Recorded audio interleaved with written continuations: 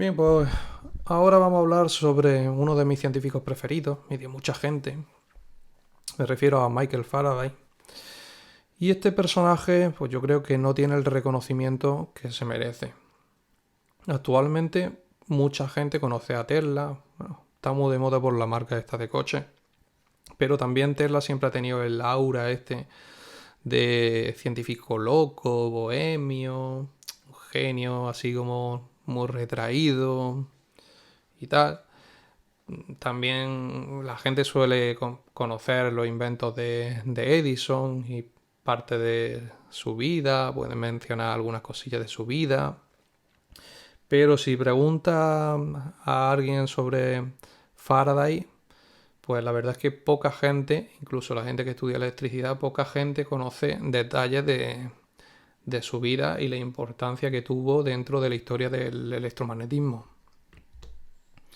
Además, a mí también me gusta bastante Faraday porque era, vamos, yo lo considero como un exponente de lo que era la sociedad anglosajona de la época, en la que si tú tenías una idea y trabajabas mucho, podías llegar hasta donde quisieras, algo así como el sueño americano de Estados Unidos. Claro, ellos tienen la cultura anglosajona también. Y aunque esto, bueno, ha ido cambiando con el tiempo, pero todavía conservan algo de esa filosofía. Entonces, venga, vamos a ver qué pasa con Faraday. Michael Faraday, ¿vale? Nace en 1789 en Newington Butts. Lo voy a escribir por aquí. A ver si puedo. Newington Butts. Esto era un barrio que en aquellos tiempos pertenecía a Surrey, pero que hoy forma parte de Londres. Era una zona pues, bastante humilde. A ver, pensar que en la época de Faraday, pues Londres no era tan grande, ha ido creciendo y se ha ido comiendo pues todos los pueblos que tenía así alrededor, próximos. Y actualmente, pues es un barrio más de Londres, está al sur de Londres. Y hoy en día además ha pasado de ser una zona humilde a ser una zona relativamente cara. No es tan cara como el centro de Londres, pero sí es carilla. Están haciendo allí un edificio bastante moderno y ha subido mucho de precio. Bueno, la cosa es que Faraday nace aquí, en este barrio humilde, y su familia pues no tenía ni un duro. El padre era herrero. Bueno, no tenía ni un duro, no tenía ni una libra, digamos. Una libra tampoco, una libra era mucho. Una libra son 20 chelines, ¿no? Pues no tenía ni un chelín, que era lo que existía en la época. Ni un chelín, digámoslo así. La cosa que como no tenía dinero, pues lo mismo que le pasó también a otros genios, que se tuvo que poner a trabajar muy joven. Entonces, a los 14 años empezó a trabajar como aprendiz de encuadernador. Y esto al final fue lo mejor que le pudo pasar.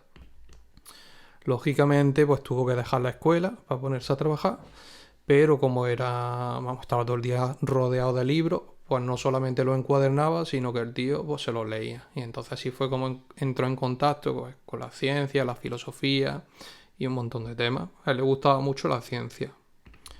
Y dentro de la ciencia, pues le gustaba mucho la física y la química. Entonces, el tío, pues eso, se leía todo lo que caía en sus manos sobre ciencia para encuadernarlo. Y un día, pues decidió asistir a una serie de conferencias que daba Humphrey Davy. Este ya hemos hablado de en anteriores vídeos. Humphrey Davy, que era uno de los científicos más importantes de la época. Entonces la cosa es que Faraday era muy pillo y se intentó buscar una oportunidad. Como eso, como no había el típico dicho este que dicen, si no hay puertas a las que llamar, pues te fabricas tu propia puerta. Pues eso fue lo que hizo Faraday, se hizo su propia puerta. El tío cogió, anotó todo lo que escuchó durante las conferencias, hizo su libretilla de notas y luego, como era encuadernador, pues la encuadernó muy bien y se la envió a Humphrey Davy. Y aparte, con este cuaderno, con este libro que le envió, pues le envió también una nota pidiéndole trabajo. Y la cosa que funcionó. Así que tenemos que en 1830, perdón, 1813, iba a decir 30, 1813 es contratado como asistente de laboratorio. Asistente de labo. Tenía, pues si nació en el 89, pues tenía 24 años. Así que bueno, bastante jovencito, pero no era tan joven ya no era un niño, ¿no? Y la cosa es que cuando empieza a trabajar ahí de asistente de laboratorio, pues ya tenía acceso a un montón de medios y empezó a destacar. Descubrió el benceno, experimentó con la electrólisis, logró licuar gases, luego vamos a hablar un poco sobre esto, ¿vale? Propuso pues, los términos que usamos hoy en día de ion, ánodo y cátodo y un montón de cosas más. La verdad es que hizo un montón de descubrimientos en el campo de la química. Lo que pasa es que a nosotros nos interesa más el campo de la electricidad. Entonces vamos a señalar más los inventos que realizó en el campo del electromagnetismo. Pero que sepáis que también en la química hizo grandes descubrimientos. El principal descubrimiento que yo creo que a nosotros nos interesa señalar tuvo lugar pocos meses después. ¿Os acordáis que Ørsted descubre que cuando pasa la corriente a través del conductor, pues el experimento este de la aguja de la brújula, ya hemos hablado de él muchas veces? Pues pocos meses después de este descubrimiento de Ørsted, ya Faraday fue mucho más allá y construyó el primer prototipo de motor eléctrico. Tenéis ahí una ilustración, lo que pasa es que se ve muy mal, pero bueno, lo voy a intentar explicar así por encima, os lo dibujo yo aquí para que lo entendáis mejor y luego lo miráis en la ilustración. Por un lado tenía un recipiente. Ese era, digamos, imaginaros que este era el recipiente. Perdonad, pero es que ya sabéis que es muy difícil dibujar la tableta esta que tengo. Ahora, el recipiente lo llenó de mercurio. Esto es mercurio. Sabéis que el mercurio es un líquido conductor. El mercurio conduce la electricidad. Y ahora en el centro del recipiente coloca un imán de barra vertical. O sea, un imán de estos de barra, de estos rectangulares, pues lo coloca aquí. Ahí en el centro. Y en posición vertical. Y ahora tiene aquí un soporte. Tiene aquí un soporte para sujetar un hilo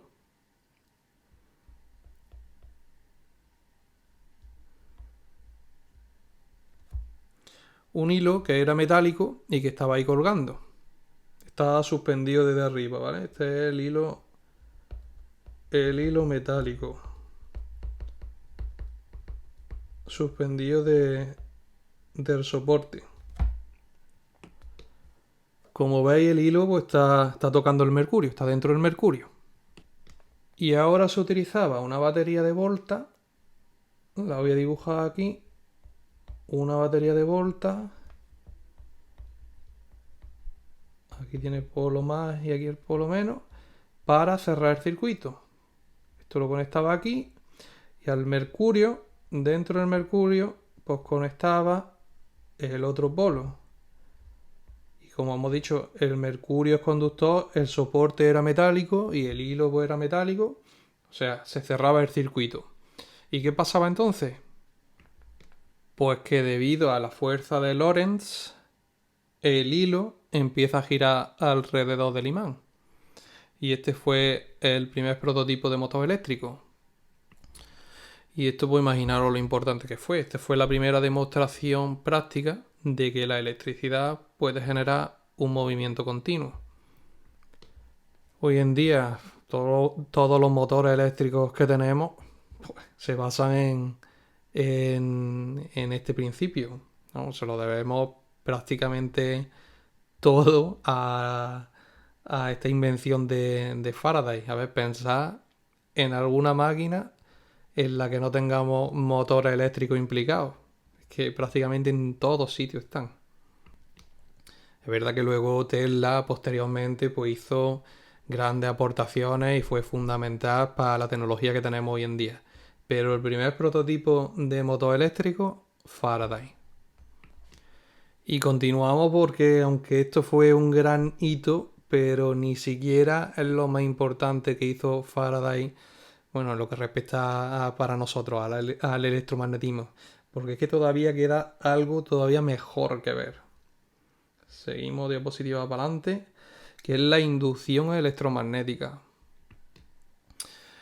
A ver, con Ørsted ya se descubrió que cuando circula una corriente por un conductor, pues se generaba un campo magnético.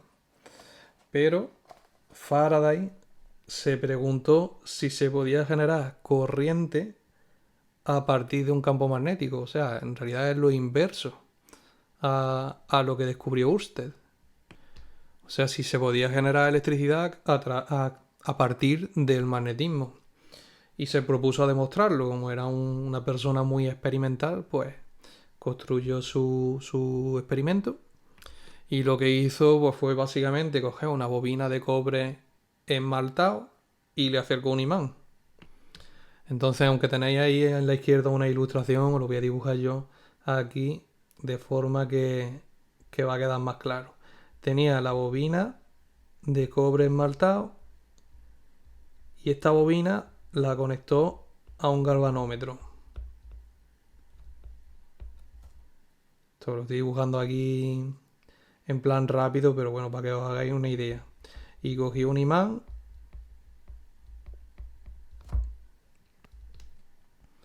y cuando acercó el imán a la bobina, pues se dio cuenta de que la aguja del galvanómetro pues se movía, o sea que había corriente. Y luego alejó el imán y se dio cuenta que el galvanómetro, la aguja, iba para el otro lado. Y si dejaba el imán quieto, pues sencillamente no pasaba nada. Entonces, a partir de este experimento, enunció la ley de inducción electromagnética. Voy a borrar esto porque que es que me da hasta vergüenza lo más dibujado que está. A ver si me hacéis un crowdfunding de eso y me regaláis un lápiz de esto, una tablet o algo para dibujar en condiciones. Madre mía. No, eso es broma. Luego me lo compro yo. Con lo poco que me pagan. Bueno, a lo que vamos, ley de inducción electromagnética de Faraday nos dice que un campo magnético variable en el tiempo es capaz de generar una corriente eléctrica. Sencillamente eso, lo que hemos visto, vamos. Si el campo magnético no es variable en el tiempo, es decir, si el imán está quieto, pues no se genera ninguna corriente inducida. Para que se genere esta corriente eléctrica, tiene que haber una variación en el campo magnético. O sea, tenemos que mover el imán. Y ya está, pues simplemente con esto pues nace el principio de todos los generadores eléctricos modernos. O sea, primero inventa el tío el motor y ahora inventa el principio de los generadores también. De los generadores eléctricos rotativos, me refiero, de los alternadores y esto. Evidentemente los fotovoltaicos y eso funcionan de diferentes formas, de los rotativos. Pero que vamos, que prácticamente toda la red eléctrica, los alternadores, la electrónica de potencia, etcétera, funciona en base a estos principios, sin que hay que imaginaros la importancia que tuvieron. Por eso aquí la gente que está siempre mucho Tesla, mucho Edison y Faraday, ¿dónde está? Que soy uno anti-Faraday. Además, a este hombre pues, le pasó también lo que le pasó a otros, de los que ya hemos hablado también previamente, que es que como no tenía una base académica sólida, no era un gran matemático ni nada de esto, porque es que no había podido estudiar, pues todo lo realizaba de forma empírica con experimentos. Este sería el técnico de FP más top de la época. Era mucho más experimental que digámoslo así, científico de escritorio. Entonces es verdad que luego tuvo que llegar otro científico muy importante, un grandísimo matemático que fue Maxwell, para poner un poco, para traducir su trabajo a la matemática. Y bueno, aparte de lo que hemos comentado, pues también Faraday fue un gran divulgador científico. Fundó la famosa charla de Navidad de la Royal Institution, también fue miembro de la Royal Institution. Y esto de la charla de Navidad, las Christmas Lectures, pues eran como unas charlas que hacía así en público, que estaban destinadas a, pues, a acercar la ciencia a niños y a jóvenes. Eso lo empezó a dar sobre 1825 en la Royal Institution y se hicieron muy populares. Entonces, pues fijaros, además de inventor, el tío súper divulgador y muy comprometido con la ciencia. Fue durante toda su vida muy humilde. Vamos, de hecho le ofrecieron títulos nobiliarios y los rechazó, le ofrecieron un montón de honores y siempre los rechazó y vivió de forma muy austera. Murió en 1867, ahí tenéis la tumba y os la he puesto porque le ofrecieron ser enterrado en la abadía de Westminster, al lado de, bueno, no sé si al lado, pero muy cerca de Newton.